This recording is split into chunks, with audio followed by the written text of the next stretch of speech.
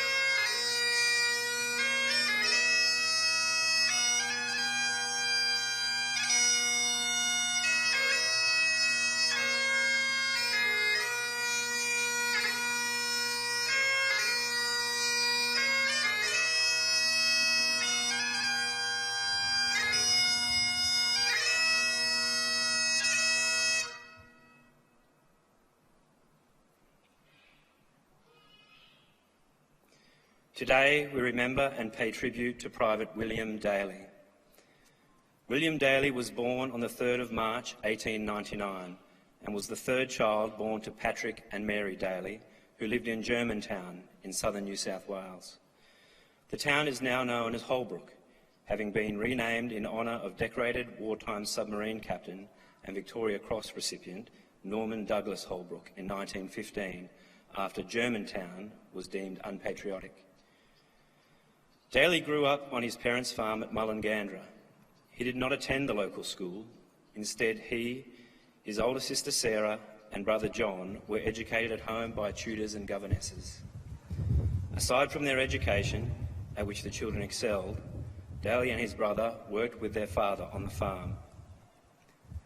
Daly was a high-spirited boy who sought adventure and was always up to mischief. He was tacitly encouraged by an aunt who seemed to enjoy his antics. He was a talented musician, playing the piano, accordion, piano and even gum leaves, and was known for his fine tenor voice.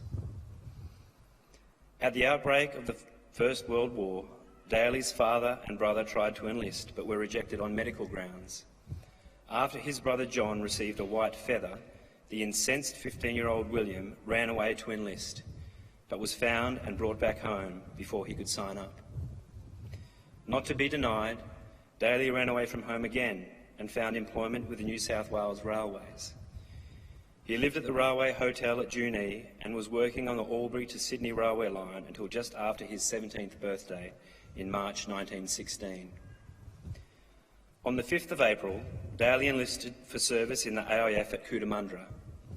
He gave his age as 21 and was accepted by recruiters. He was sent to Liverpool camp in June, where he was allotted to the reinforcements to the 4th Battalion. Daly spent his final leave at home in Mullingadra. The local townspeople gave him a farewell function at the local hotel, where he was presented with an illuminated watch.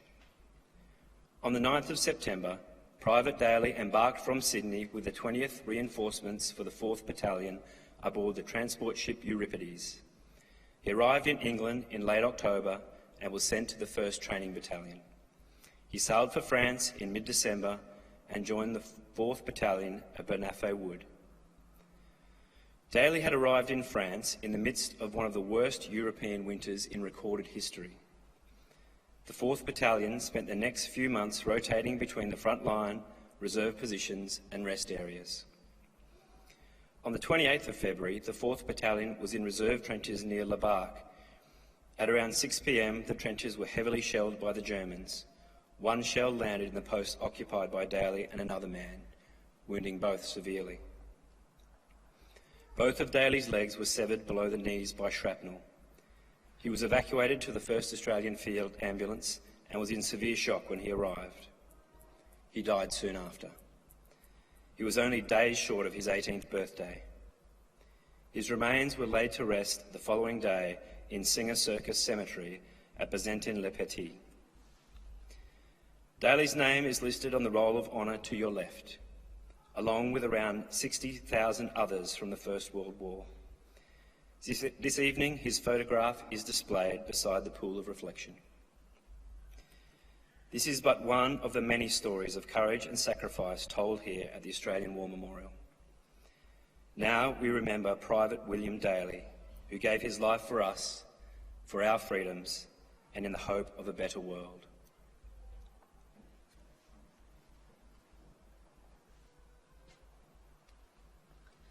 Could you all please stand for the ode and last post?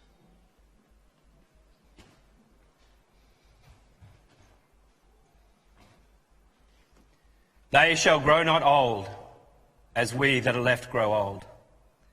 Age shall not weary them, nor the years condemn. At the going down of the sun and in the morning, we will remember them.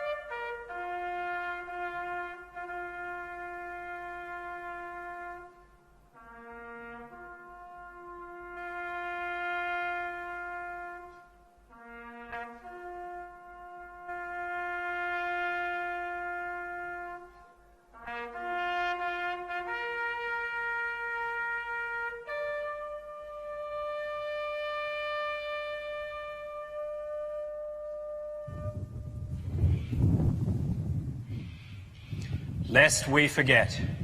Lest we forget.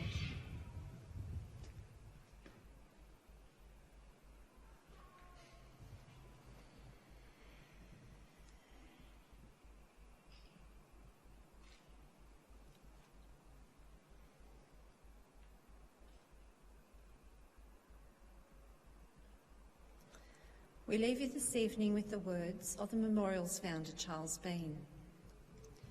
Many a man, lying out there at Pozieres or in the low scrub at Gallipoli, with his poor tired senses barely working through the fever of his brain, has thought in his last moments, well, it's over.